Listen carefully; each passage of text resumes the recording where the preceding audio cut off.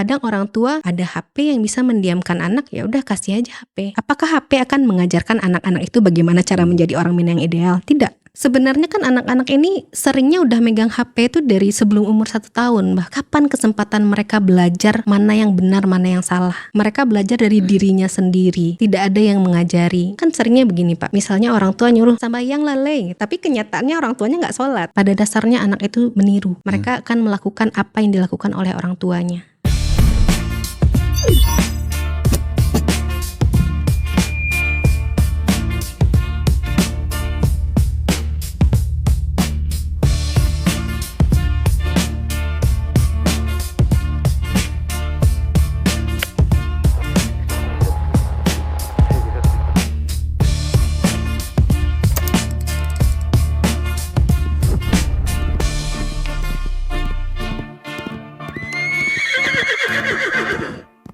Assalamualaikum warahmatullahi wabarakatuh.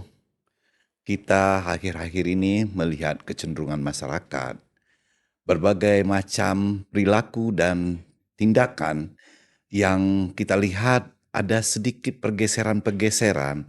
Apakah itu pengaruh-pengaruh dengan majunya teknologi sekarang atau berkembangnya dunia, atau tingkat ekonomi yang harus dipacu oleh setiap masyarakat di seluruh penjuru Indonesia. Sehingga perilaku-perilaku itu melihatkan kecenderungan ada pergeseran-pergeseran yang sangat signifikan. Kadang-kadang kita sedih dan perih untuk melihat keadaan yang demikian. Hari ini di podcastnya Kusiah Bendi, produknya Demensia Kreatif dari sudut Kota Payakumbuh Provinsi Sumatera Barat, akan bercerita tentang bagaimana perilaku-perilaku manusia umumnya yang ada di Indonesia ini, terkhusus lagi di Sumatera Barat. Sekarang kita kedatangan tamu, seorang perempuan yang cantik, Gani Amelia SPSI MPSI. Dia adalah psikolog. Untuk itu kita saksikan di podcastnya Kusiah Bendi. Selamat datang di produknya Kusiah Bendi, grupnya Demensia, Gani. Ya Pak, terima kasih Pak. Gimana hari ini? Alhamdulillah, luar biasa. Luar biasa ya. Baik, karena ini adalah profesi ahli yang mempelajari perilaku, pikiran, dan emosi manusia. Berbeda dengan pandangan umum yang sering mengaitkan psikologi adalah hanya dengan orang yang kurang waras gitu ya kan. Kadang-kadang ada orang berbicara seperti itu. Fokus utama mereka sebenarnya adalah membantu individu memahami diri sendiri, mengatasi tantangan hidup, dan meningkatkan kesehatan mental. Kan demikian? Betul Pak. Betul ya. Baik Gani, hari ini kita rileks dan santai aja Rani, lihat perkembangan-perkembangan di kita, khususnya di daerah kita yang penuh peradaban. Tetapi terjadi pergeseran-pergeseran di tengah masyarakat. Apa sih sebenarnya yang memicu seperti itu gitu loh? Oke, baik, mungkin kalau saya lihat ya Pak, pergeseran perilaku mungkin yang cukup mencolok di Payakumbuh Sumatera Barat bahkan Indonesia pada umumnya itu mungkin ada, terutama itu pada perilaku adiktif mungkin ya Pak. Perilaku adiktif ini yang terutama itu terkait dengan narkoba, zat-zat yang adiktif seperti misalnya, sebenarnya zat-zat ini legal ya Pak, seperti misalnya lem ya, yang sering kita dengar, lem, bensin seperti itu, tapi bisa menghasilkan efek-efek yang serupa dengan narkoba. Nah, selain itu di zaman sekarang ini yang sudah digitalisasi, ada lagi nih perilaku adiktif lain seperti misalnya judi online atau pinjaman online.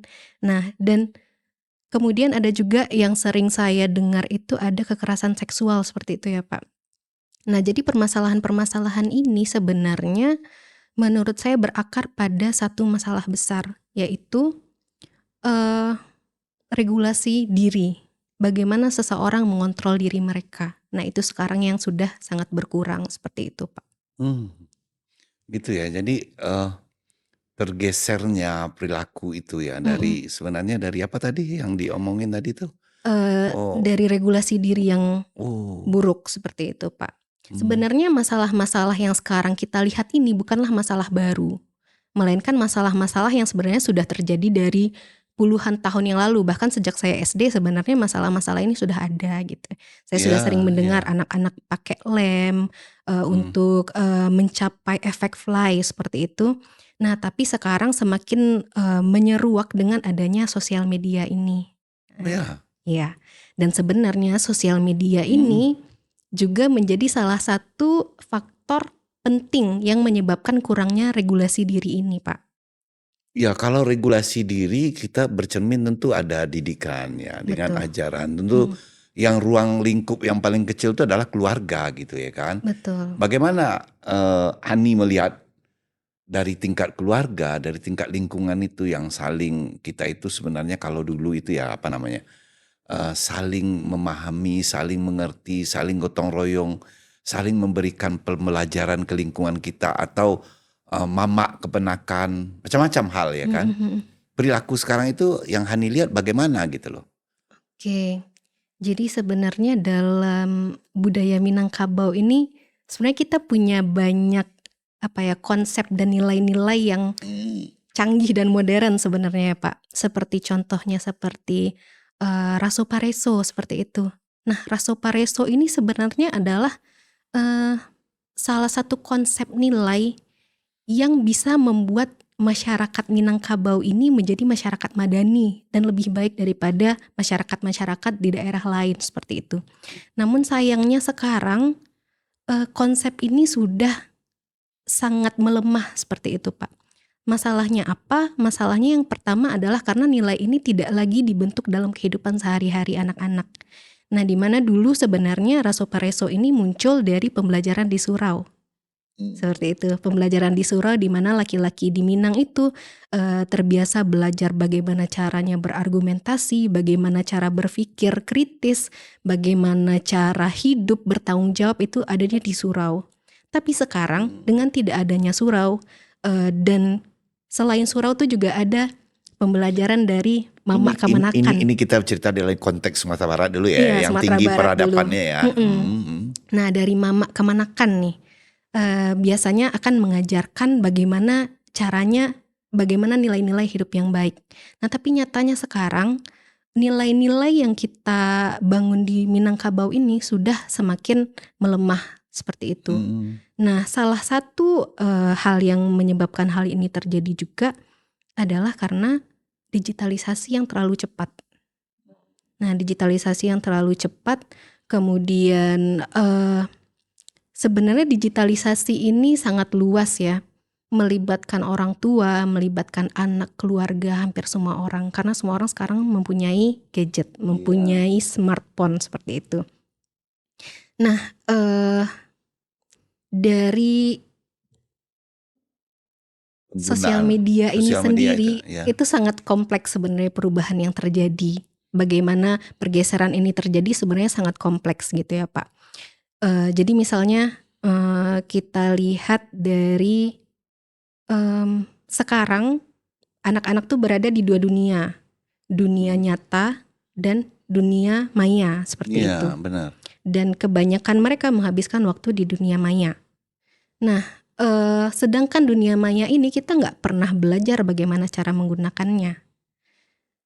Kemudian dari, eee Misalnya orang tua itu melepaskan kendali ke itu nggak ada tolak ukurnya atau bagaimana? Nah iya, nah jadi, dalam digitalisasi ini sebenarnya kita nggak pernah diajarkan. Dari awalnya, digital ini masuk dari 10, 15 tahun yang lalu, kita tiba-tiba punya internet. Iya, iya. Kemudian kita, Terlalu terburu-buru kita terlalu sebenarnya terburu-buru, teknologi ya masuk ya. iya, Prakteknya belum ada tapi kita betul. udah muncul di Indonesia itu gitu loh. Bahkan tidak ada pembelajaran sebelumnya mengenai Iya, bagaimana caranya menggunakan media sosial, iya. menggunakan internet itu. Jadi kita lebih ke belajar sendiri. Nah, dan sebelumnya, sebelum internet ini ada, kita terbiasa untuk berjuang ya, Pak. Untuk bisa memasukkan salah satu tulisan ke koran, itu Mhm, kita perlu membuat tulisan sebaik mungkin, mmm, ber apa ya, kita berhadapan dengan ratusan bahkan ribuan orang yang juga mhm. mengirimkan tulisan yang sama, dan menunggu siapa yang akan dipilih oleh editor, seperti itu. Jadi kita akan Hmm. berusaha dengan maksimal, Iya, kita iya, akan berpikir yang terbaik, kita iya. akan mengerahkan seluruh kemampuan kita untuk menuliskan yang terbaik Tapi kalau agar bisa sekarang kan di dengan koran. teknologi kan seperti itu ya kan? Iya, sedangkan di teknologi sekarang semua orang bisa mengupload apapun yang mereka inginkan. Iya. Mereka bisa memasukkan dari A sampai Z, dari yang bermutu sampai yang nggak bermutu, itu bisa dimasukkan. Dan masalahnya kita nggak pernah belajar bagaimana caranya menentukan apakah ini bermutu atau tidak. Hmm. Dan sifat manusia itu konformitas, Pak. Ketika misalnya Melihat berita? bukan, ketika misalnya ada 10 orang nih, Hmm. 9 orang melakukan hal yang salah, 1 orang lain akan cenderung melakukan hal yang salah juga walaupun dia tahu itu salah. Istilahnya kita terbawa arus lah. Gitu ya. Terbawa arus. Nah, itu yang terjadi sekarang, sehingga ketika anak-anak ini sering menonton hal-hal yang tidak bermutu, mereka pun akan menjadi tidak bermutu Iya, gitu. tapi kan si orang tua kan sekarang harus tahu dong, dia punya gadget itu kan ada bisa memprotek misalnya protek khusus untuk anak-anak. Karena kan undang-undang terbaru sekarang yang mempunyai gadget itu kan 16 tahun ke bawah kan nggak boleh lagi sebenarnya. Iya, Peraturan itu ya, cuma peraturan. peraturannya ya, Pak. Tapi kan di bawah itu kadang-kadang ada satu hal, pembelajaran kita butuh internet loh. Kita butuh Betul. HP gitu loh. Dan orang tua sebenarnya yang harus memprotek itu. Kalau misalnya ada ibu-ibu itu yang mau, sebenarnya kan handphone anak bisa dilingin ke handphone orang tua kan. Betul. Supaya apa yang dia lihat itu bisa gitu ya, pengaruh Iya. teknologi Hanya sekarang. saja sekarang tidak semua orang tua berpikir demikian ya, Pak ya. Oke Hani, secara klinis nih ya, apakah Hani melihat ada tren gangguan perilaku yang spesifik meningkat di Sumatera Barat di Indonesia di sekitar 2 atau 3 tahun belakangan ini? Ya seperti yang tadi saya katakan ya, Pak, perilaku yang meningkat itu lebih ke perilaku adiktif. Perilaku yang narkoba, penggunaan zat-zat legal yang disalahgunakan, kemudian ada juga seperti judi online dan pinjaman online tuh sampai sekarang tuh udah diiklankan loh, Pak, untuk menggunakan pinjaman online. Iya. Miris sekali sebenarnya. Ya, sebenarnya kan kita kan kuat juga ya kan sebenarnya peradaban kita dengan apa yang terjadi itu di lingkungan gitu. Kemana itu terkikisnya kebudayaan dan perilaku yang demikian itu? Kemana itu gitu loh? Kan terkikis ini sekarang loh, Iya. moralitas ya kan, perilaku tadi yang salah gitu loh. Itu bagaimana Hani melihatnya itu? Sebenarnya menurut saya terkikisnya kebudayaan kita sekarang itu tidak lepas dari kurangnya pantauan orang tua, kurangnya kurangnya pendidikan mengenai nilai-nilai yang baik, nilai-nilai yang ada di Sumatera Barat ini. Seperti misalnya surau tadi. Dengan adanya surau, orang tua bisa memastikan bahwa anak mereka belajar bagaimana caranya bertanggung jawab. Mereka belajar bagaimana caranya melindungi diri, melindungi orang di sekitarnya. Dan sekarang itu sudah tidak ada lagi, Pak. Ya, sebenarnya dari keluarga, yang terkecil keluarga, satu lingkungan itu sebenarnya ke surau. Hani agak sedikit tajam untuk melihat kita, misalnya ada dulu slogan-slogan dari pemerintahan kita, kembali ke surau. Iya. Kan gitu kan. Yang Hani lihat itu karena perkembangan teknologi, dari perilaku itu sampai terjadi perubahan, itu sangat luar biasa untuk kita kembali ke surau itu. Ya, menurut saya surau ini adalah salah satu solusi yang efektif untuk mengembalikan orang Minang kembali ke orang Minang yang ideal, seperti itu, Pak. Iya. Karena tidak dipungkiri bahwa dalam perkembangan anak remaja itu sebenarnya yang mereka butuhkan itu lebih daripada keluarga itu adalah teman, seperti itu, Pak.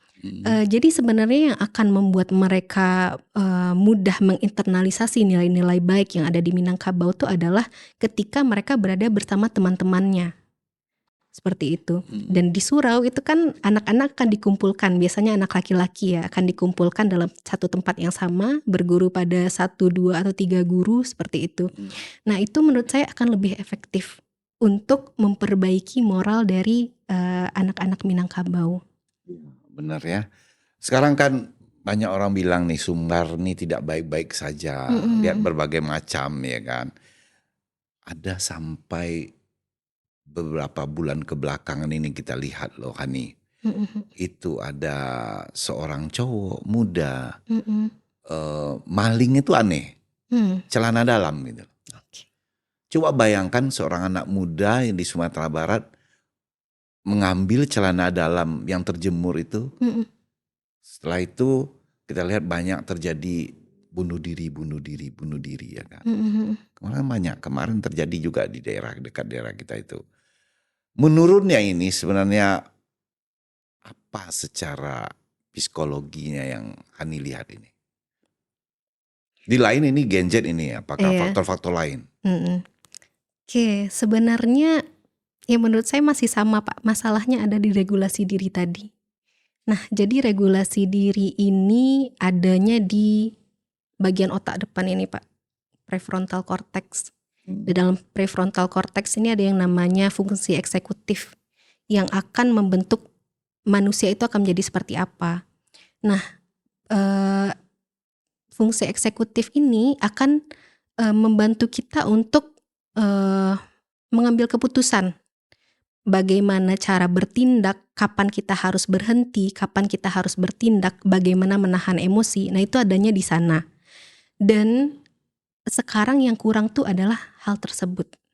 Dan salah satu penyebabnya lagi-lagi adalah digitalisasi yang terlalu cepat. Ekonomi? Ekonomi juga termasuk. Ya. Ekonomi juga menjadi hal yang faktor krusial seperti itu ya Pak. Karena yang seperti yang kita tahu sekarang barang semakin mahal, Mhm. gaji segitu-gitu aja. Bahkan tadi pagi saya membaca eh, kemungkinan Gen Z, milenial sekarang yang baru menikah itu akan menjadi generasi yang mengontrak. Karena mereka tidak bisa membeli Apa rumah itu ngontrak? sendiri. Ngontrak. Ngontrak. Oh. Karena mereka tidak bisa membeli rumah sendiri. Karena terlalu mahal. Sedangkan gaji paling Mhm. hanya berkisar di 1 sampai 3 juta itu sudah tinggi seperti itu Pak. Mhm. Iya, kadang-kadang kita lihat loh dari perilaku-perilaku itu ya kan. Mhm. Apakah penyebabnya itu kebingungan identitasnya tadi yang disebutkan tadi itu ya kan. Di saat mereka mencoba menyesuaikan diri dengan norma-norma sosial, sementara tuntutan ada lifestyle, gaya Mhm, mhm, hidup ya mhm. kan.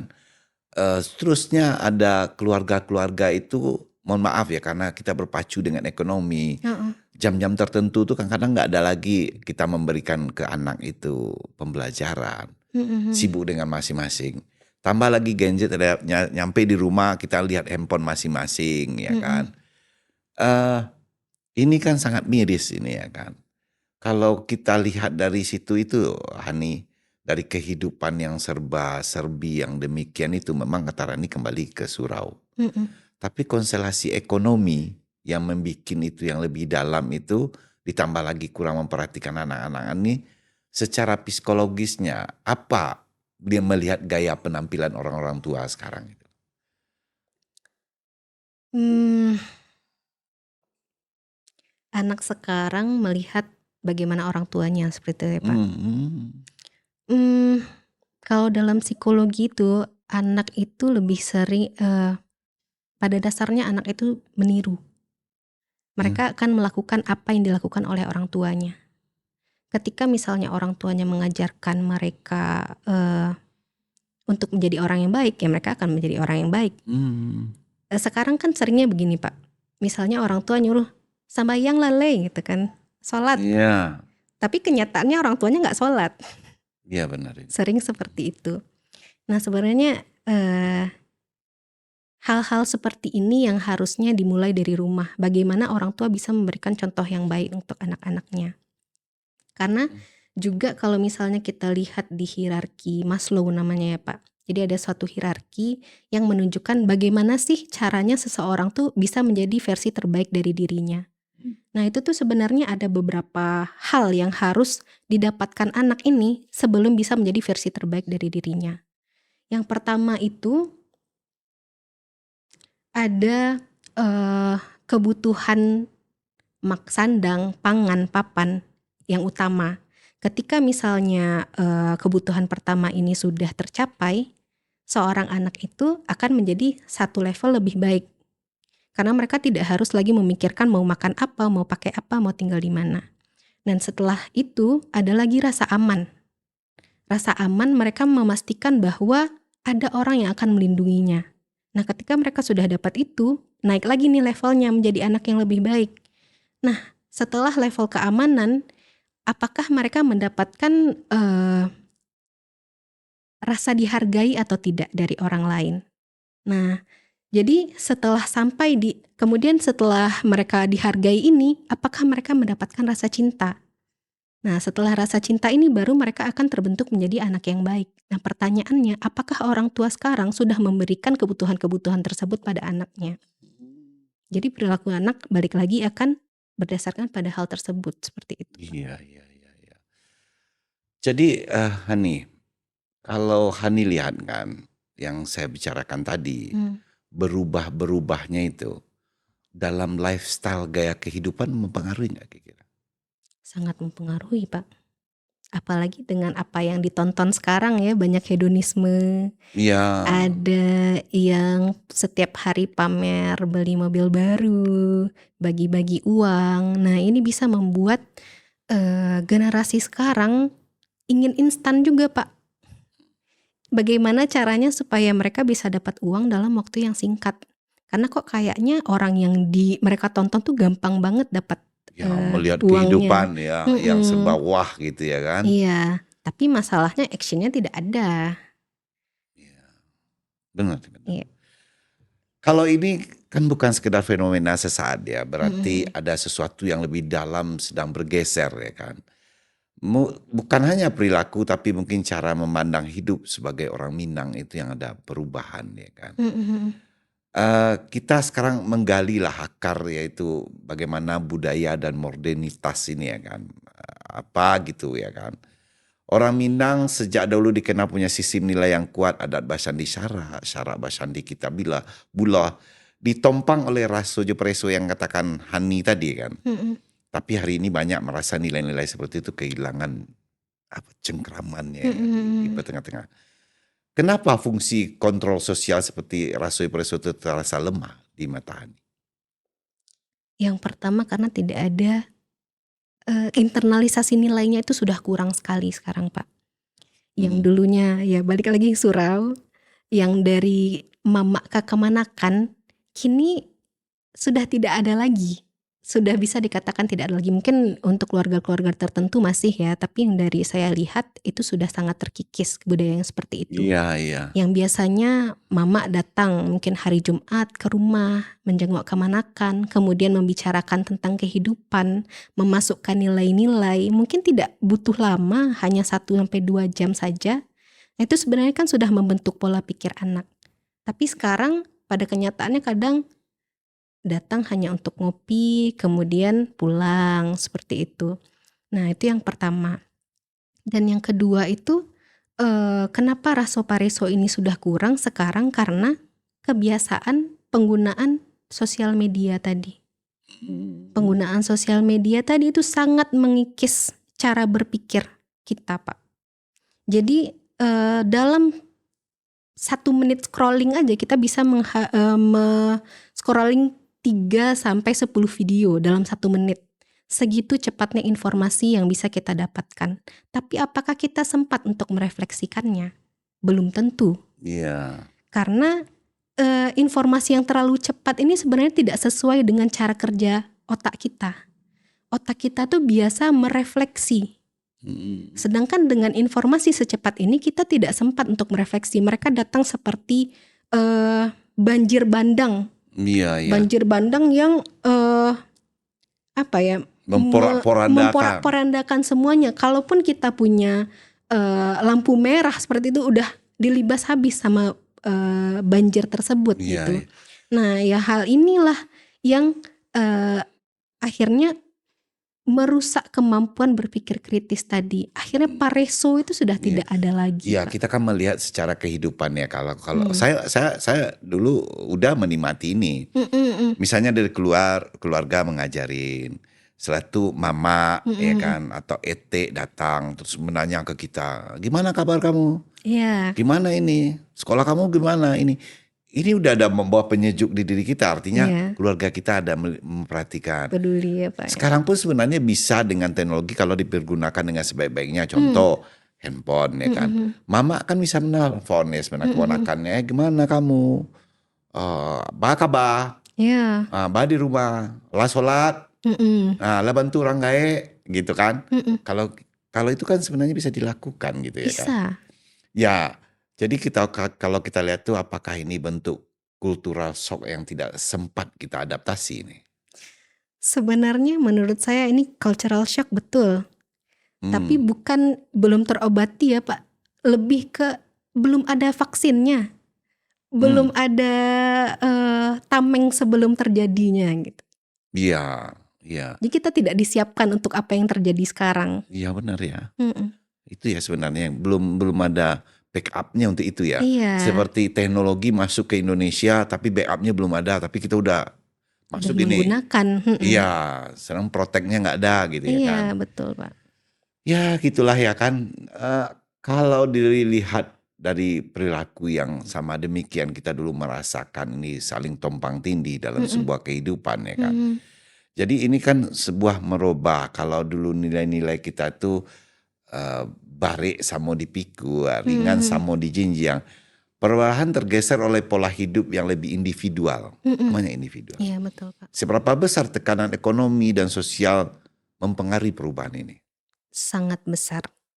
Kalau misalnya kita kembali kepada hierarki Maslow tadi, kebutuhan pertama manusia itu adalah kebutuhan pangan, sandang, papan. Ketika itu tidak tercapai, maka kebutuhan mereka akan berhenti di sana. Jadi mereka tidak akan sempat untuk memikirkan orang lain karena mereka sibuk memikirkan dirinya sendiri. Bagaimana saya bertahan Iya. hidup seperti itu, Pak.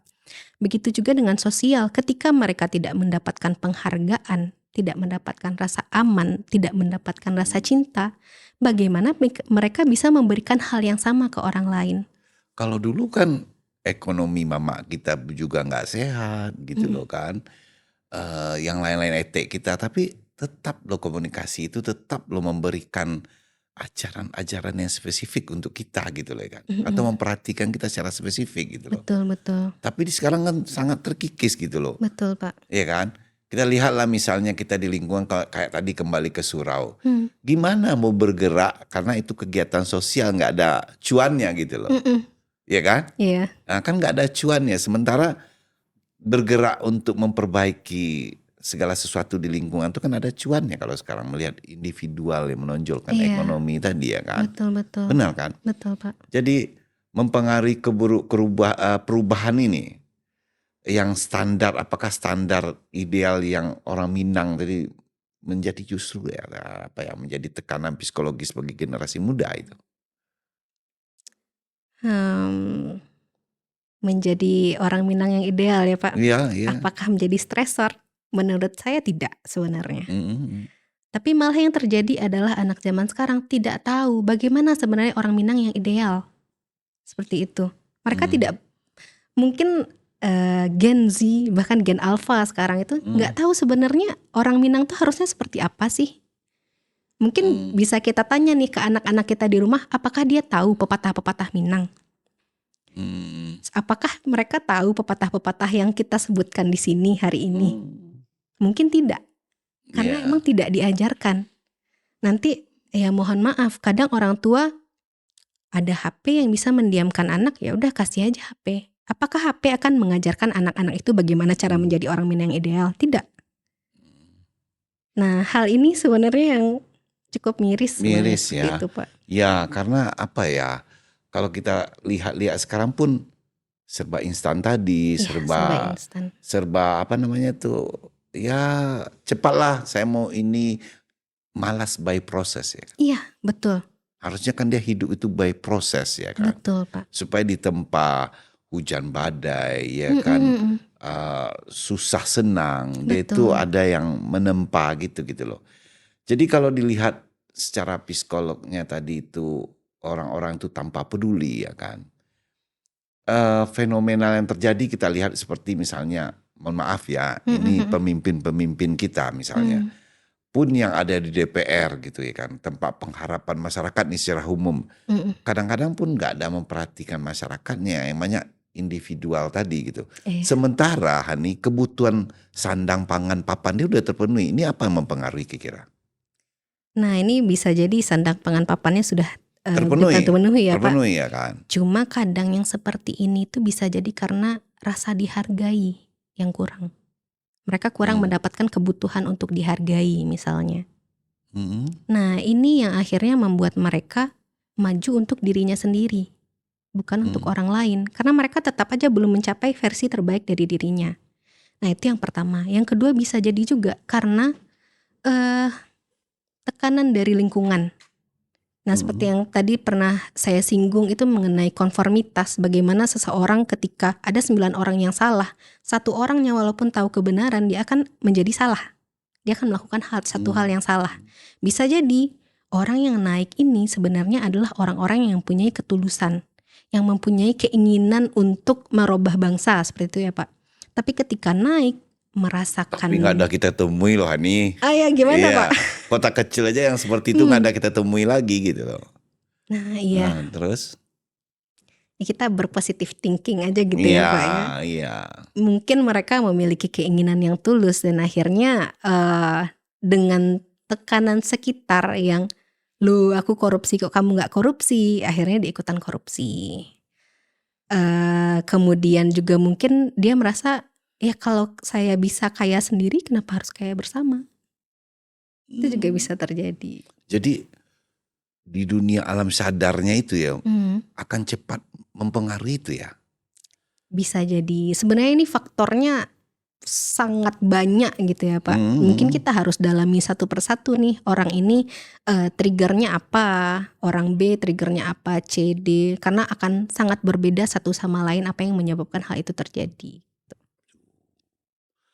Kasihan juga ya, kalau dalam kehidupan ini serba perubahan, serba bergeser, tetapi, landasan kita yang nggak kuat Iya, akan rapuh ya kan, heeh, akan betul, Pak. hancur ya kan. Mhm, Sekarang kita lihat, Hania kan, di lingkungan kita yang kecil dulu. mhm, Ini mungkin bisa kita lihat kan, contoh untuk ke nasional. mhm, Anak-anak muda mmm, berpenampilan gaya modernisasi, oke, ya kan, Gen Z lah. mhm, Kalau kita lihat misalnya baru-baru dulu, awal-awal dulu misalnya kafe itu berdiri, mhm, tempat nongkrong itu tempat berdiskusi, tempat berbicara masalah bisnis, mhm, ya pekerjaan, sosial.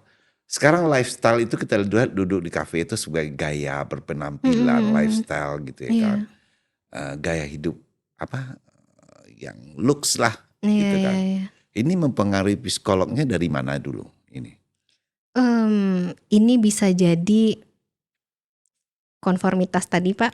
Mmm, Di mana orang akan cenderung mengikuti mayoritas. mmm, Ketika mayoritas banyaknya nongkrong, ya kalau misalnya saya mau dianggap, gaul, saya juga harus nongkrong.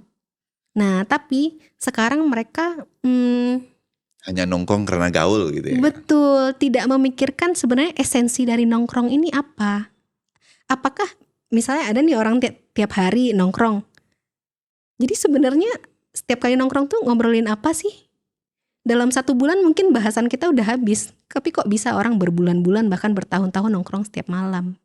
Ya, Nah, esensinya itu mereka nggak dapet, sebenarnya esensi nongkrong tuh apa? ya itu kalau udah lihat ya, Mhm, itu juga pergeseran loh. Kalau dulu tuh kan orang segala sesuatu, mhm, orang memikirkan yang ada di diri dia itu apa sih manfaatnya gitu. iya, Seperti HP tadi itu manfaatnya apa sih ini gitu. mhm mhm, Yang paling utama itu kan berkomunikasi. mhm, Chatting-chattingan mmm, ke orang tua atau ke sahabat atau itu. Setelah itu memperingkaskan kita itu ada mendokumentasikan gitu kan. heeh, Sekarang kan handphone bergeser kepada sampai ke pekerjaan, iya, sampai dengan lifestyle ya gaya-gaya kehidupan. yang kita sayangkan itu kan berita-berita di media sosial ini pun kadang-kadang singkat tapi tidak ada makna dan artinya, kadang-kadang membikin si follower Betul. tuh cepat naik gitu Mhm kan. mhm Ini mhm. kan membikin juga ada perubahan-perubahan, pergeseran ini kan. Iya. Bagaimana Hani melihat sebenarnya tanggapan itu tuh, melihat AP ini supaya jangan orang itu berpandangan sebab praktis tadi? Mmm, Sebenarnya ini harusnya ada pendidikan yang khusus ya Pak, yang membahas mengenai literasi cara bermedia seperti itu ya. Nah, Ini sebenarnya kalau literasi bermedia tadi itu heeh, sebenarnya harusnya didorong oleh pemerintah ini loh. harusnya begitu Pak. Memberikan edukasi ya kan. Mhm, Jangan semata-mata peraturan-peraturan begini, bagana betul, begini. Ini heeh, literasi ini yang perlu karena merubah mindset berpikir, mindset bertindak. Ya iya, perilaku lah ya kan, terjadi mhm. perubahan. Terus Ani, terus. Nah, sebenarnya kan anak-anak ini seringnya udah megang HP itu dari sebelum umur 1 tahun bahkan Pak. Hmm. Kapan kesempatan mereka belajar mana yang benar, mana yang salah? Mereka belajar dari dirinya sendiri, tidak ada yang mengajari. Nah, ini akhirnya yang membuat mereka sering ikut-ikutan dan mereka tidak belajar sebenarnya konten yang bermutu tuh apa sih? Konten yang tidak bermutu tuh gimana sih? Bagaimana cara kita melihat apakah suatu video, suatu bacaan itu kredibel atau tidak? Mereka tidak belajar bagaimana caranya. Sebenarnya ini yang harus kita sasar. Jadi Hmm. bagaimana cara mengajarkan kepada anak-anak ini bagaimana cara menggunakan gadget yang benar. Bagaimana cara mencari informasi yang benar. Itu yang harusnya pertama kali diterapkan. Karena ketika anak sudah belajar, nanti yang lain akan ikut sendiri. Mereka bisa menentukan, oh nongkrong nih baik atau enggak ya. Hedon ini baik atau tidak ya.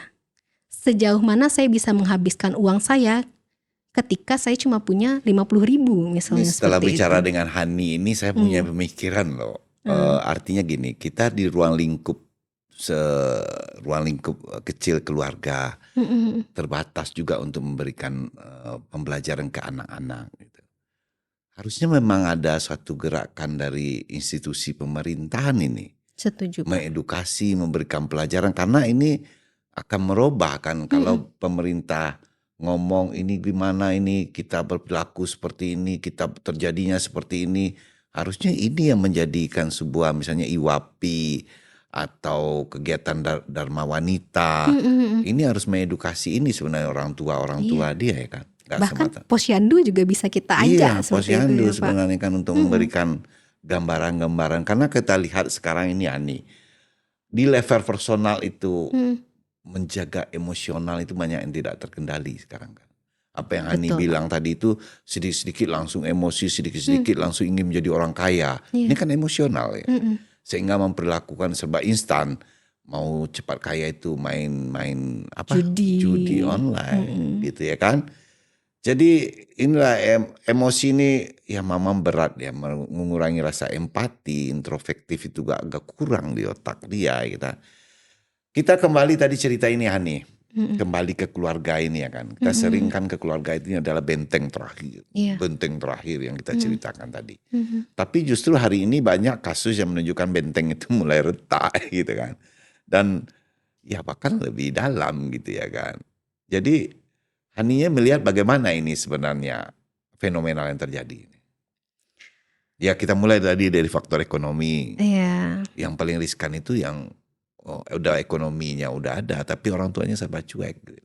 Iya betul Pak. Jadi sebenarnya Minangkabau, Sumatera Barat ini termasuk salah satu salah satu provinsi dengan fatherless tertinggi di Indonesia. Ada Lester nih apa nih? Fatherless ini adalah ketidakhadiran ayah Oh di iya? dalam rumah gitu. Mungkin secara fisik ayah ini ada Pak, tapi secara emosi tidak. Padahal sebenarnya apa yang disampaikan ayah tuh lebih masuk ke anak-anaknya dibandingkan ibu. Karena dari awal anak ini dilahirkan oleh ibu, kemudian disusui oleh ibu, kadang anak ini merasa ibu itu adalah bagian dari dirinya. Jadi dia tidak sepercaya pada ayah ke ibu ini. Alah ibu ini, buat apalah didengerin, kadang seperti itu. Beda dengan ayah. ayah menurut mereka adalah sosok lain tapi masih keluarga. Dan apapun yang disampaikan ayah itu akan lebih cepat masuknya ke anak ketika ayah ini ada sejak anak lahir. Jadi misalnya ketika bayi ayah mengajak anak berbicara, sampai ketika SD, SMP, SMA Ini ayah aja lah selalu dulu ya mengajak. kan, ngazanin anak itu. Nah, ngazanin iqomah seperti itu Iya, ya Pak. Mulai dari situ, mulai dari ayah ikut menggendong, ayah ikut mengganti popok anak, ayah ikut menyuapi anak. Nah, itu sebenarnya yang harusnya ada. Cuma ya khususnya di Minangkabau ini, kadang hal-hal tersebut dibebankan kepada ibu. Seperti itu. Dan itu sebenarnya yang harus kita ubah sekarang. Karena keberadaan ayah ini sangat-sangat penting untuk perkembangan anak. Itu dari hasil penelitian mungkin ya. Dari hasil penelitian bertahun-tahun menyebutkan hal yang demikian, Pak. Rasa-rasa ditampar saya ini lah nih. Iya Seperti toh? itu. Iya kan? Jadi kerapuhan itu berawal dari situ dulu ya kan? Berawal dari situ, Pak. Ini juga termasuk orientasi seksual anak. Itu juga tergantung pada kedekatan anak dengan orang tuanya. Ketika misalnya anak laki-laki tidak mendapatkan sosok ayah yang maksimal, bagaimana mereka tahu sebenarnya laki-laki itu harusnya seperti apa? Kalau mereka hanya berbicara dengan ibunya, ya mereka taunya laki-laki ya hanya seperti ini saja. Bisa jadi misalnya ibunya bilang, kamu harus bertanggung jawab, tapi bertanggung jawab seperti apa? Mereka tidak mendapatkan gambaran yang sebenarnya. Karena harusnya mereka belajar dari ayahnya yang sudah belajar bertanggung jawab dalam keluarga. Nah ini sebenarnya Pak. Aduh, ini makin serius cerita kita hari ini di podcastnya Kusya Beni. Ini mungkin saya mengharapkan semua khalayak mendengar lah. Ini satu cerita kita yang pelan-pelan tapi mengena gitu loh. Iya. Ya kan? Kita sering bilang keluarga itu ya itulah benteng terakhir. Tapi justru ini banyak lah ya kamu. Ya, itulah yang sebenarnya yang terjadi itu ya kan. Jadi ada kasus-kasus masalah kekerasan dan incest ini mulai muncul juga belakang ini loh, Hani ya kan. Iya Pak. Sangat-sangat mengkhawatirkan. Secara psikologis ini, di mana letak keretakan peran orang tua, mama tadi dalam sistem Minangkabau yang Hani ketahui? Iya, jadi sangat miris ya Pak. Saya juga beberapa tahun belakangan itu sering melihat di media sosial berita yang seorang anak perempuan mohon maaf diperkosa seperti itu ya oleh ayah, paman, kakek. Ada secara bersama-sama. Di Sumatera Barat udah kejadian-kejadian banyak seperti itu. Saya juga ya akal sehat saya kadang-kadang aduh gimana gitu loh. Iya, sebenarnya itu sangat menyedihkan ya Pak. Dimana harusnya orang-orang ini adalah garda terdepan pelindung anak ini. Tapi malah mereka yang merusak sendiri anak-anaknya. Nah, ini menurut saya berkaitan dengan fatherless tadi. Fatherless tadi karena kebanyakan di Minangkabau orang tua ayah itu hanya menyerahkan anaknya kepada ibu. Sehingga mereka hanya merasa anak ini sebagai objek, bukan manusia yang harus mereka jaga. Nah kemudian mungkin ini juga berkaitan lagi dengan ya mohon maaf walaupun Minangkabau ini matrilineal ya Pak, tapi pada faktanya saya sendiri merasakan seperti itu. Minangkabau ini budayanya sangat patriarki, di mana kadang anak laki-laki itu dianggap lebih tinggi daripada anak perempuan. Yang menyuci perempuan, memasak perempuan, menyapu perempuan, bersih-bersih rumah perempuan, semuanya dikerjakan perempuan. Sedangkan anak laki-laki ya monggo kalau misalnya mau nongkrong di kafe ya silahkan gitu. Ya, sebenarnya tidak diberikan tanggung jawab. Sebenarnya pun demikian ada juga salah tuh loh Hani. Misalnya begini, laki-laki ini kan kadang-kadang ya zaman sekarang yang gengsi lah. Oh ini pekerjaan ini perempuan ini. Sebenarnya kan terjadi hal itu kan sebenarnya kita harus menghargai juga dong perempuan gitu. Betul. Istri kita. Contoh misalnya orang tua kita lagi nyusuin bayi nih.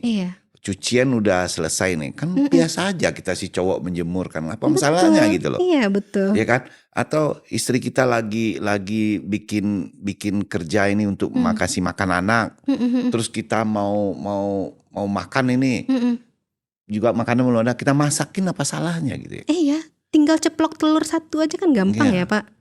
tapi karena apa itu membikin itu? Apakah itu budaya-budaya Nah budaya iya. kita atau rasa gengsi atau si cowok ini ya jadi raja lah gitu? Iya, sebenarnya rasa gengsi ini muncul kan karena mereka biasa diperlakukan seperti itu.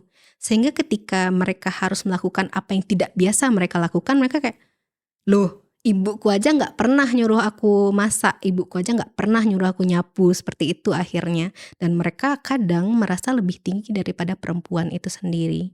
Sehingga untuk melakukan hal yang buruk pun, lah ya udahlah, bukan aku juga yang rugi, akhirnya seperti itu.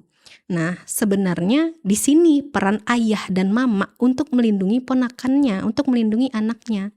Ketika Mhm. ayah dan mama itu bisa hadir sepenuhnya secara fisik dan emosional, sebenarnya kekerasan seksual seperti ini akan sangat mudah untuk kita turunkan, seperti itu, Pak. Iya, iya. Mhm, Karena dulu kita aja mama kita datang itu misalnya, mhm, sebagai anak kita tuh udah ragu juga nih, ini mhm. dimarahin mama nggak? Ini gini, secara ini apa ya, secara mentalitas Mhm kita mhm. menghargai dia ya kan. Iya, Jadi, "Ayo sini kamu, duduk angsko." mhm. Itu tuh udah menjadi apa ya, kalau kata-kata mama itu kadang-kadang terserap dengan Iya, kita.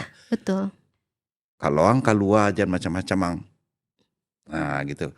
Kalau perempuan juga demikian ya kan, jaga harkat dan Betul, martabatmu sebagai seorang perempuan. betul. Itu tuh udah menjadi greget kita gitu loh Mmm, dalam kehidupan sehari-hari gitu loh. iya Tapi sekarang kan itu kita lihat nggak ada lagi ya kan. iya, Ya itulah karena apa, sibuk dengan kehidupan sendiri-sendiri ya kan. betul. Semoga setelah menonton ini Iya, para mama-mama iya. bisa sadar ya, Pak, ya. Mhm.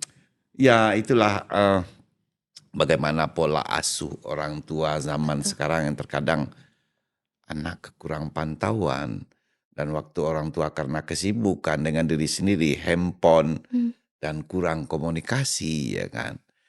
Jadi apa sih sebenarnya yang kelihatan sama Hani untuk sedikit ada perubahan yang lebih baik untuk itu?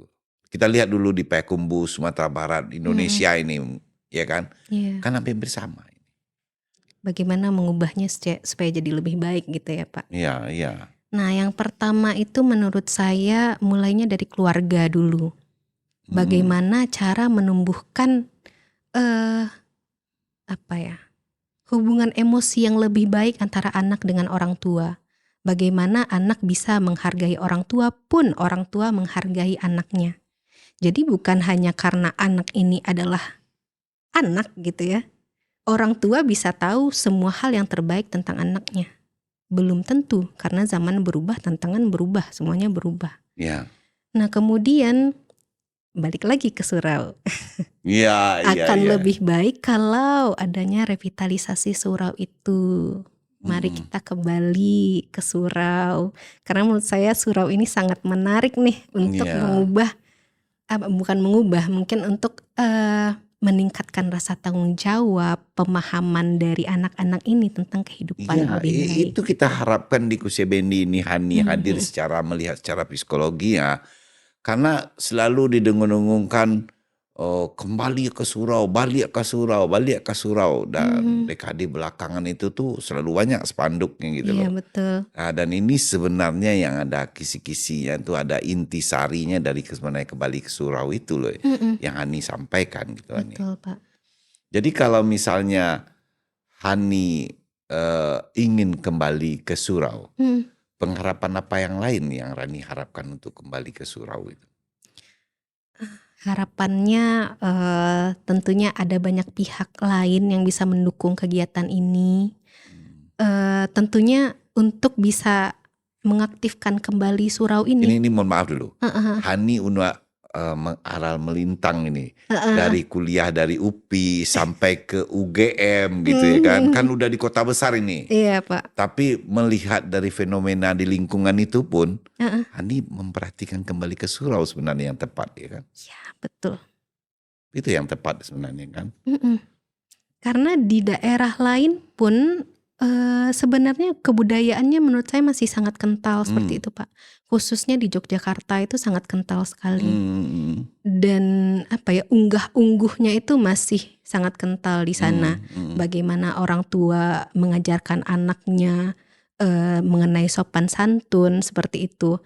Kan di kita juga ada misalnya, Katu Malereng yang seperti itu. Nah, Hmm. di sana juga ada dan anak-anak itu Ketua mematuhinya Malereng, sih. ketua mendaki, ketua menata, ketua Nah ya menurun. yang ampe itu kan Pak. Ya. Nah itu sebenarnya kan Minang juga punya, cuma kita tidak benar-benar melakukan gitu. Sedangkan di daerah-daerah lain mereka punya hari-hari tertentu di mana mereka menggunakan pakaian adatnya. Mereka bangga dengan pakaian adat yang mereka punya seperti itu. Sedangkan di Kita? kita kurang Iya, gitu. iya. Padahal Minangkabau ini menurut saya keren sekali. Misalnya dari baju perempuan Basiba itu filosofinya supaya semua wanita bisa saling bertukar baju, makanya dibuat sangat lapang supaya bisa saling meminjamkan seperti itu kan Pak. Iya, iya. Itu kan sebenarnya keren sekali, tapi kenapa kok kita tidak lagi seperti itu? Anissa dengan beberapa orang juga bercerita itu masalah peradaban. Sebenarnya peradaban kita ini lebih mahal loh. Betul Lebih mahal sekali. kata saya gitu kan. Karena apa ya, dari filosofis kita aja, ada bahasa di syarak-syarak besar di kitabullah. Bayang tuh adat kita itu berpedomannya melihat apa gitu loh. Kitabullah gitu loh. Betul. Iya kan? Yang kalau di sana mungkin saya lihat nih, mohon maaf ya bagi pemirsa dimanapun di Indonesia, adat di adat aja gitu loh. Iya. Kalau kita berpedoman loh kepada ini loh gitu. Kita sumbernya ke kitabullah gitu ya Pak ya. Itu yang luar biasa. Tapi inilah karena ya kehidupan itu yang mengikis. Makanya kita sayangkan, kata saya kan. Kita sayangkan kalau dulu itu Hani, kita aja misalnya berteman, Hani misalnya kakak Hani teman sama Uda nih kan. Iya. Ketemu Hani di jalan udah kalau jam 9 malam, saya kan ngomong sama Hani pulang lagi. Iya, Hani betul. menurut kan, karena saya ini adalah teman kakak Hani. Betul. Yang seperti kakaknya memperhatikan adiknya gitu. Tapi kalau sekarang kita ngomongin gitu, siapa dia? Siapa sih ikut campur dengan urusan saya? Iya, suka-suka lah gitu kan Iya, Pak. sebenarnya kan ini peradaban kita dulu. Betul. Iya kan? Atau kecelakaan orang kita lihat, kita berhenti, kita menolong, membantu sampai itu. Kalau sekarang kan enggak, siapa dia tuh? Udah ini enggak dia? Kan? Iya, sedangkan zaman dulu benar-benar kayak orang tua saya itu sama teman-teman abangnya kenal semua, hampir sepaya kumbuh tuh tahu-tahu gitu tahu, Pak. kenal, saling kenal. Inilah sebenarnya mahal peradaban kita, tapi kenapa kita obral gitu. Betul. Dan kenapa kita tidak pertahankan? Karena apa gitu loh. Apa sih yang mempengaruhi itu, Hani lihat? Ini secara umum nih. Yang pengaruhi secara umum, kalau misalnya bertahun-tahun yang lalu nih, 10-20 tahun yang lalu, kita akan bilang globalisasi mungkin ya Pak. Globalisasi di mana budaya asing masuk seperti itu. Dan kemudian kita tidak kuat untuk menahan supaya adat ini tetap ada. Jadi kita berubah mentah-mentah gitu Pak, yang lebihnya tuh. Jadi misalnya kalau misalnya kayak orang Jawa, mereka mempertahankan pakaian adatnya. Tapi kita tidak, kita benar-benar mau terjajah oleh globalisasi tadi. Kita merasa ingin menjadi orang kota gitu ya. Kita ingin menjadi orang yang gaul, sampai meninggalkan budaya kita yang sebenarnya sangat keren sekali. Sebenarnya nih dalam kehidupan sehari-hari juga nih, saya tuh sering marah dulu kalau orang dekat sama saya tuh panggil abang gitu loh. Ada kan orang manggil saya tuh abang, saya marah dari dulu. Udah. Abang-abang bau jauh udah gitu loh. Nah, itu kan peradaban gitu. Iya betul. Nilai-nilai itu gitu loh. Ya termasuk ini Hani. Saya dulu ke Bandung itu Hani ya kan. Jadi melihat bahasa Bandung tuh, apalah ini gitu ya kan. Apalah ini gitu loh. Bayangkan loh, dia dari Jakarta ke Bandung itu sama kita dari Payakumbuh ke Padang gitu loh. Iya. Jakarta itu kan lah pusat peradaban gitu, ya kan. Bandung tuh kan dekat gitu loh. Tapi dia masih memakai spanduk dengan bahasa daerah dia gitu. Betul. Ya kan, masih daerah dia gitu.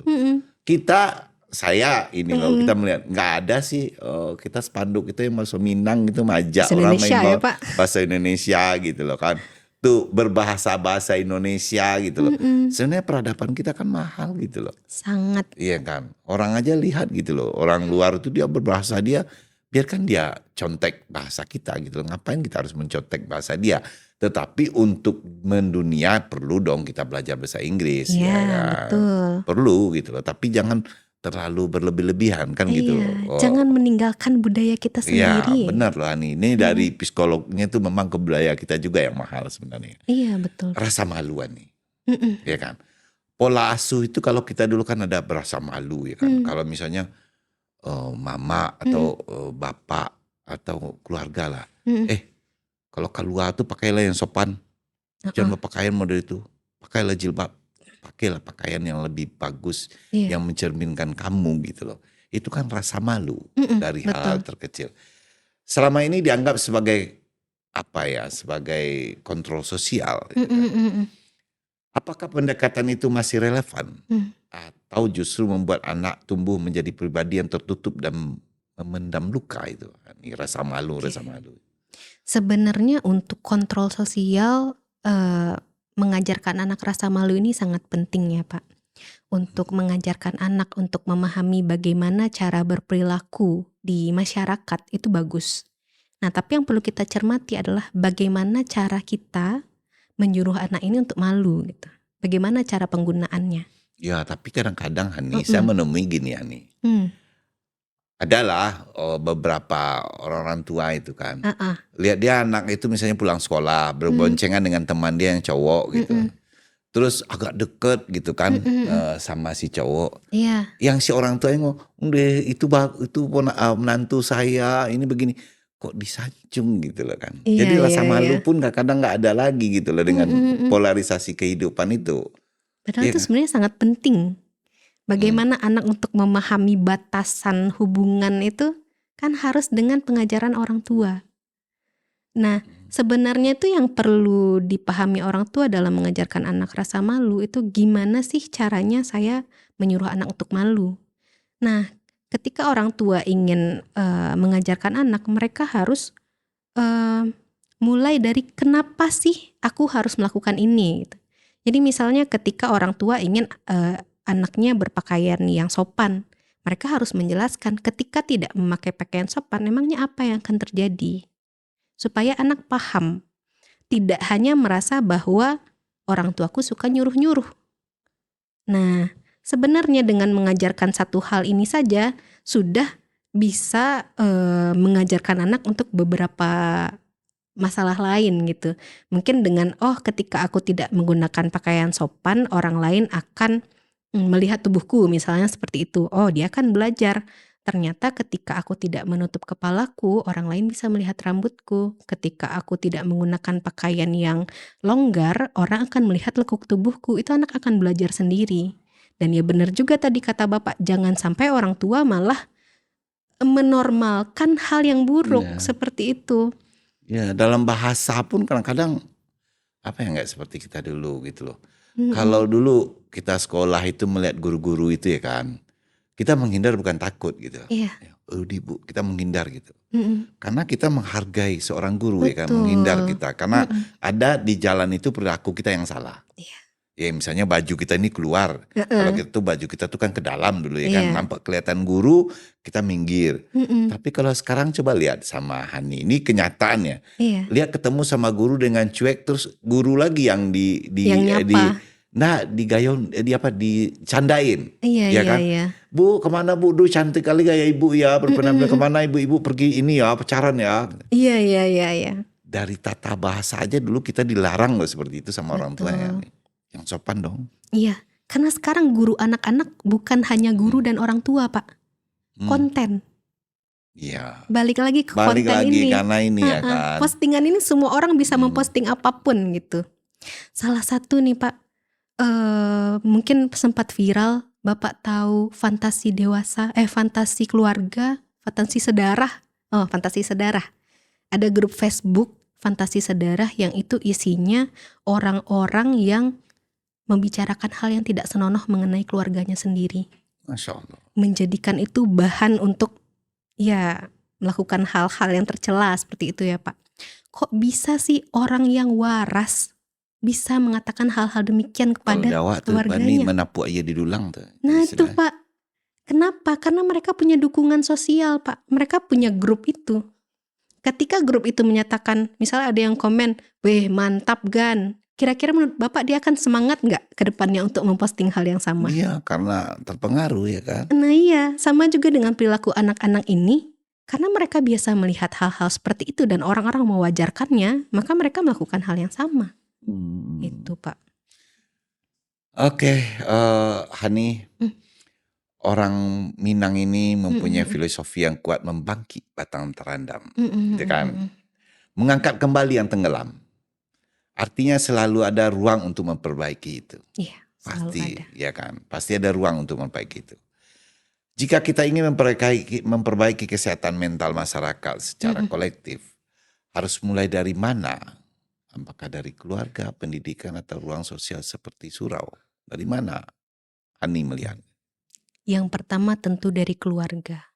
Bagaimanapun misalnya surau itu baik bagi anak, kembali lagi, di surau mereka mungkin hanya beberapa jam, tapi sisanya ada di rumah, keluarga. Sehingga garda terdepan perubahan itu ada di keluarga. Bisa mulai dari hal kecil dulu Pak, misalnya seperti ketika makan malam bersama. Mungkin kalau makan siang itu jarang ya bisa bersama, ada yang bekerja dan lain-lainnya. Makan malam bersama, setelah makan mungkin duduk sebentar untuk membicarakan kehidupan seperti itu. Nah, bisa mulai dari sana. Kemudian dibantu juga oleh pendidikan dan surau tadi sebagai penguatnya untuk menanamkan nilai-nilai baik. Nanti anak mendapatkan nilai baik dari surau, bercerita kepada ayahnya, nanti ayahnya akan mengkoreksi atau menjelaskan lebih lanjut bagaimana cara melakukannya. Itu yang harusnya kita lakukan sekarang. Eh, Hani ini kan, Hmm. apa pesan psikologis untuk orang tua hari ini agar bisa menjadi pagar yang kuat di keluarga ini untuk anaknya, tapi tetap memberi ruang tumbuh yang sehat bagi anak? Oke, untuk menjadi pagar yang kuat itu tidak harus melulu keras dan mengekang. Jadi orang tua harus tegas dalam hubungan, harus tegas dalam batasan, tapi eh, hangat dalam hubungan seperti itu. Jadi batasannya tetap tegas, tapi dalam hubungan tetap hangat seperti itu. Karena anak itu tidak hanya perlu aturan dalam kehidupan ini, mereka perlu didengar, perlu dipahami, perlu orang tuanya untuk dia bisa merasa aman, sehingga mereka tidak memilih untuk pergi ke tempat lain. Tempat pulangnya tetap di rumah seperti itu. Dan kita sebagai orang tua, ya sekarang saya pun sudah tua ya Pak, hanya karena kita pernah menjadi anak-anak, jangan merasa bahwa kita paham sepenuhnya tentang anak. Karena zaman ini sudah berbeda, tantangan yang dihadapi mereka sudah berbeda, maka mungkin perasaan yang mereka rasakan sekarang pun berbeda dengan kita. Itu yang harus kita pahami. Jadi orang tua yang ingin menjadi pagar bagi anaknya, jadilah pagar yang lindung, pagar yang bisa menenangkan bagi anaknya. Seperti itu. Iya, di teknologi Hani, Hmm. kan kita lihat ini berita-berita ya kan di media-media ya kan, Hmm, hmm, hmm. sosial itu. Kadang-kadang kan kita salah juga karena berita itu hanya sekedap sehingga kita sesaat, sehingga berita itu belum utuh, sehingga kita tuh berpikir kita menyalahkan berita-berita itu sendiri gitu. Hmm, hmm, hmm. Menyalahkan keadaan, sebenarnya kita belum tahu secara utuh. Iya betul. Ya kan, misalnya kereta api yang kemarin tabrakan itu Hmm, kan, hmm, hmm, kasus hmm. kecelakaan itu kan belakang ini kan berita itu singkat, akhirnya kita menyalahkan itulah salah, itu begini, itu begini, itu Iya, begini. betul. Teknologi yang demikian itu sebenarnya pun ada edukasi kan orang tua untuk memberikan ke anaknya supaya mendapatkan Betul. berita-berita itu yang utuh. Hmm, hmm, hmm. Gimana caranya orang tua kalau dengan teknologi ini? Nah mungkin orang tua sekarang memberikan gadget pada anaknya seperti itu ya Pak. Dan berita-berita seperti ini baru terjadi jam 1, jam 2 kita udah tahu gitu ya Pak. Dan menurut saya hal terbaik yang bisa dilakukan orang tua adalah dengan sering bertanya pada anaknya apa yang mereka dapatkan hari ini dari sosial media, seperti itu. Karena, sosial media tadi balik lagi sifatnya reaktif. Jadi ketika mereka misalnya menonton, video KAI itu, mungkin yang muncul pertama adalah kemarahan. Kemarahan pada siapa? Pada taksi hijau. Karena yang memulai adalah taksi hijau itu. Kurang ngajar nih taksi hijau, nggak tahu apa ya kalau misalnya udah ditutup pagarnya, udah nggak bisa maju lagi, seperti itu misalnya. Tapi kita nggak tahu sebenarnya yang terjadi sama taksi hijau tuh apa. Kenapa kok akhirnya dia nggak bisa mundur ke belakang atau maju ke depan, seperti itu. Nah, yang harus diajarkan orang tua adalah bagaimana caranya kita berpikir solusi. Bagaimana kita berpikir analitis, kita melihat gambaran yang lebih besarnya daripada menyalahkan orang lain. Lebih baik kita berpikir, oke, harusnya yang dilakukan pemerintah apa? Apakah dengan palang ini otomatis dan langsung terkunci sehingga tidak bisa dilanggar oleh siapa-siapa, ataukah dengan mengubah cara sinyal kereta api ini bekerja, ataukah ada adjustment pada rem kereta api, atau apa yang bisa kita lakukan? Atau dalam 30 menit itu tidak ada kereta api yang boleh lewat di jalur yang sama. Nah, harusnya kita mulai berpikir ke arah sana, ke arah solusi, bukan ke arah menyalahkan orang lain. Nah, di sana orang tua harus mengontrol bagaimana cara anak berpikir. Karena pun orang tua latah ya kan untuk menyalahkan ya kan. Iya, betul. Harusnya berikan solusi-solusi ya kan. Mungkin pembicaraan kita hari ini belum menemukan semua jawabannya, belum semua memuaskan. Tapi setidaknya kita mulai melihat lebih jelas bahwa di balik semua kegelisahan ini ada hal yang masih bisa kita benahi bersama. Kan begitu, Hani. Saya pengen closing statement Hani untuk di podcast Kusia Bendi ini mungkin bisa memberikan edukasi, bisa memberikan pembelajaran yang positif bagi kita semua. Silakan, Hani. Closing statement-nya mungkin ada banyak hal tadi yang kita bicarakan ya Pak. Cuma pada akhirnya permasalahan-permasalahan ini kembali lagi ke media sosial. Nah, menurut saya sekarang tugas kita adalah lebih mempercayai dunia nyata daripada dunia media sosial. Ketika kita mendapatkan suatu berita, cross-check-lah terlebih dahulu. Cari tahu apa yang terjadi. Dan kemudian mulai menata waktu. Jangan hanya menghabiskan waktu di media sosial. Dan kembalilah ke dunia nyata. Karena sebenarnya yang nyata tuh dunia nyata. Bukan media sosial. Media sosial ini hanya hiburan dan berisi hal-hal yang palsu. Maka jika kita ingin sehat mental, kita ingin menjadi manusia yang berfungsi secara maksimal, kembalilah ke dunia nyata. Jangan terjebak di media sosial. Karena banyak hal buruk, negatif berasal dari media sosial juga. Kembali ke dunia nyata ya kan? Kembali ke dunia nyata. Hani begitu dalam dan memahami ini. Hani buka praktek ini. Iya Pak, buka praktek. Di mana buka praktek Hani? Sekarang alhamdulillah di rumah di Labuh Baru Pak, di dekat SD Teladan. Oh, SD Teladan, dulu SD 4 itu namanya. Oh iya Pak. Oh, dekat sana ya. Iya, betul. Baik Hani, terima kasih ya. Mungkin ini bisa memberikan kita gambaran, memberikan kita pembelajaran kita bersama bagaimana perilaku-perilaku sosial dan pergeseran-pergeseran di zaman sekarang gitu. Supaya bisa menjadikan kita pondasi, landasan kita untuk mengarahkan kita ke yang lebih baik. Termasuk dari generasi-generasi yang akan datang. Terima kasih Hani.